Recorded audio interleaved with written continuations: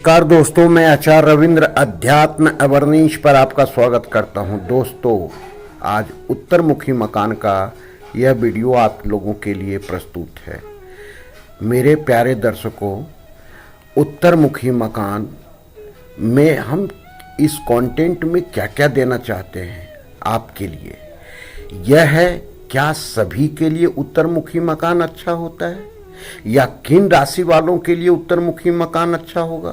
उत्तरमुखी का वाल डिग्री के हिसाब से कहाँ आता है और इसका मेन डोर हम कहाँ रखें जो अपार धन से दे सके।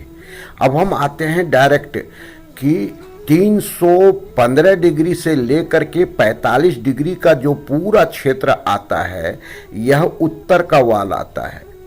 डिग्री के हिसाब से हम इसलिए बताते हैं ताकि आपको यह किसी प्रकार का संदेह नहीं हो, भ्रम नहीं हो और आप परफेक्ट उतार सकें अपने घर में इस वास्तु को। अब देखिए, हम आते हैं कि उत्तरमुखी मकान अर्थात उत्तरमुखी वही मकान है जिससे आप जब निकलने लगते हैं और सामने जो रोड रहता है वह मुख कहलाता है। तो अर्थात आपके उत्तरमुखी मकान का मतलब है कि आपके उत्तर वाल से लगा हुआ जो रोड है यह उत्तरमुखी है। यह डिग्री को आप समझें और पद हिसाब से भी समझें कि मेन गेट कहाँ आएगा। कौन सा पद में अगर हम मेन गेट बनाते हैं तो हमारे लिए अति शुभ कारक होगा, धनदायक होगा, संतानदायक होगा, उन्नतिदायक होगा, अवसर प्रदान करने वाला होगा। अब हम आते हैं कि वायव्य कोण से ईशान कोण की तरफ चलते हैं। चूंकि 315 डिग्री पर वायव्य कोण है और 45 डिग्री पर आपका ईशान कोण है। जब वायव्य कोण से हम चलते हैं तो दो पद को छोड़ करके तीसरे पद, चौथे पद और पांचवें पद में आप घर का मुख्य द्वार बना सकते हैं।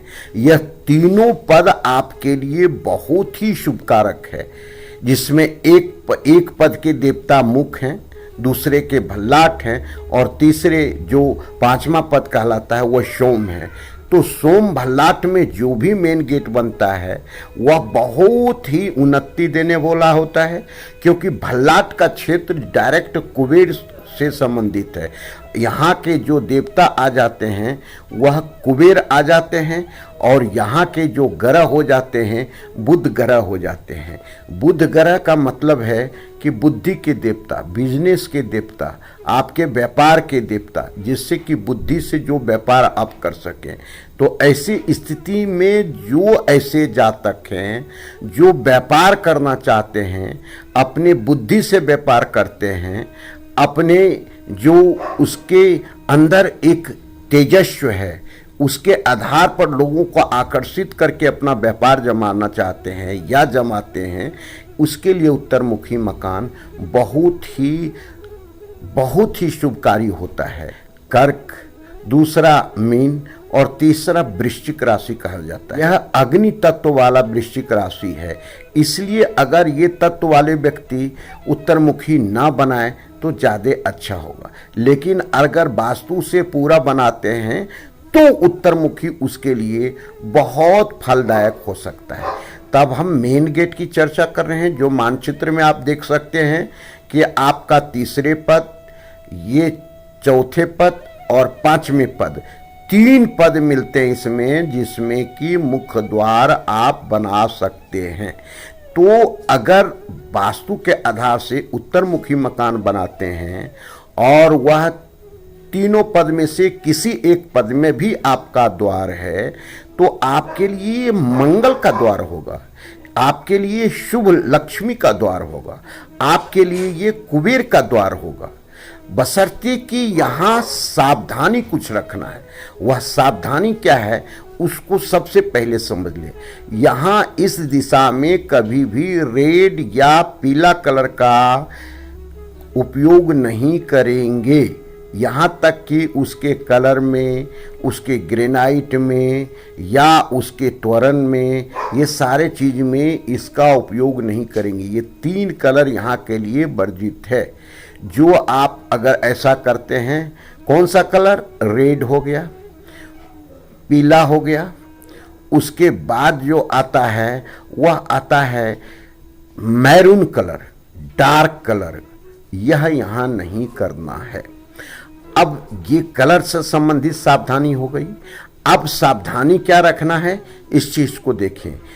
जो अंदर के घर का द्वार है उससे आपका मेन गेट का द्वार बड़ा होना चाहिए, अर्थात सभी अंदर का अगर द्वार आपका 3x7 का है तो जो मेन गेट होगा यह 3.5x7 का होगा, क्योंकि आधा फीट से 1 फीट बड़ा होगा। अब हम आ जाते हैं अंदर। अंदर में व्यवस्था आपको पहले सबसे इसमें देखना है, चूंकि जल तत्व के क्षेत्र में हम घर बनाने जा रहे हैं तो जल तत्व को सुरक्षित रखना जरूरी है। तो जल तत्व में जल तत्व को रखेंगे तो कई गुना अवसर हमको मिलेगा, कई गुना लाभ हमको मिलेगा, कई प्रकार के हमारे जीवन में उन्नति आएगी, तरक्की आएगी, हम कामयाब होंगे। तो अब आता है अंडरग्राउंड टैंक या आता है बोरिंग, चापाकल इत्यादि। तो ईशान कोण में आपको बोरिंग करवाना आवश्यक है। यह डिग्री के हिसाब से समझ लें कि 0 डिग्री से लेकर के 90 डिग्री तक आप कहीं भी लगाएंगे, यह आपके लिए शुभ होगा। सावधानियां, एक सावधानियां इसमें है कि मर्म स्थान अर्थात एकदम सेंटर पॉइंट ईशान कोण में कभी भी आप बोरिंग नहीं करवाएंगे, क्योंकि यहाँ वास्तु पुरुष का सर होता है और अगर सर भेदन हो जाता है तो आपको माइग्रेन की समस्या, आपको ब्रेन से संबंधित समस्या, आपको डिप्रेशन की समस्या, ये सारी समस्याएं आपको आतेगी। आप बिना चाहे भी आते ही रहेगी ये समस्या, बिना चाहे भी आप टेंशन में रात दिन रहेंगे। तो ये सावधानी रखना है। अब हम आते हैं, बोरिंग हो गया, अंडरग्राउंड टैंक वाटर भी हो गया। अब पूजा स्थल जो मेन चीज है, पूजा स्थल, पूजा स्थल आपको इसी क्षेत्र में बनाना है। ऐसे तो प्रॉपर वास्तु में बताया गया है कि आप जो है सो ईशान कोण में पूजन स्थल बनाएं, तो ईशान कोण में बना लें। अगर नहीं वहाँ बन पाता है तो आप बिल्कुल 0 डिग्री के आसपास भी बना सकते हैं, 90 डिग्री और 45 डिग्री के बीच में बना सकते हैं। तो ये जो क्षेत्र है ये पूजन का है। अब बात हो गई कि आपका किचन, तो किचन जब भी जाएगा आपको 135 डिग्री के आसपास ही आपको बनाना है, अग्नि कोण में किचन देना है, तो बहुत ही अच्छा आपको लाभ मिलेगा। मास्टर बेडरूम आपको 225 डिग्री अर्थात जिसको नैऋत्य कोण कहते हैं, नैऋत्य कोण यानी आपका साउथ वेस्ट के कोण में ही मास्टर बेडरूम बनाना है। अब आ जाता है गेस्ट रूम, तो गेस्ट रूम आपको 315 डिग्री के आसपास बनाते हैं तो काफ़ी अच्छा इसका लाभ होगा।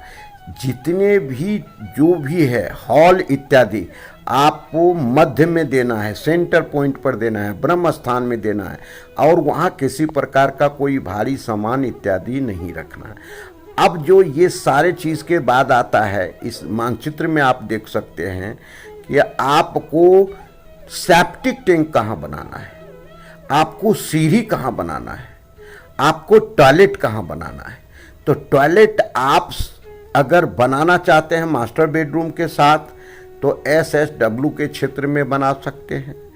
अगर आप बना सकते हैं तो WWN के क्षेत्र में आप बना सकते हैं। ये सब टॉयलेट के लिए ही स्थान है। अब रह गई सीढ़ी, तो सेंटर साउथ से थोड़ा हट करके आप नैऋत्य कोण के तरफ अपना सीढ़ी बना सकते हैं।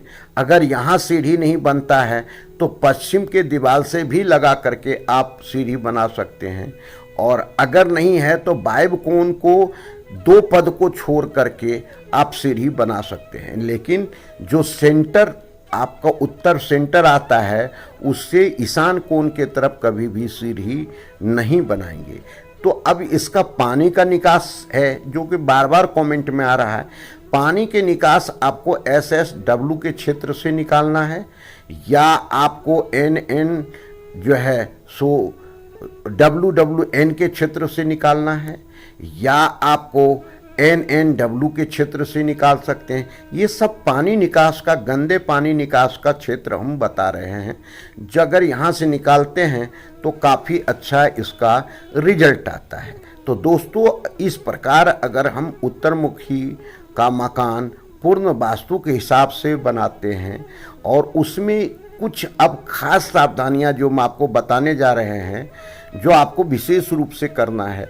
उत्तर का क्षेत्र अधिक खुला छोड़ना है, पूर्व का क्षेत्र अधिक खुला छोड़ना है। इससे आपको सकारात्मक ऊर्जा आपके घर में निरंतर आते रहेगा और आपका घर सकारात्मक ऊर्जा से रिचार्ज होता रहेगा।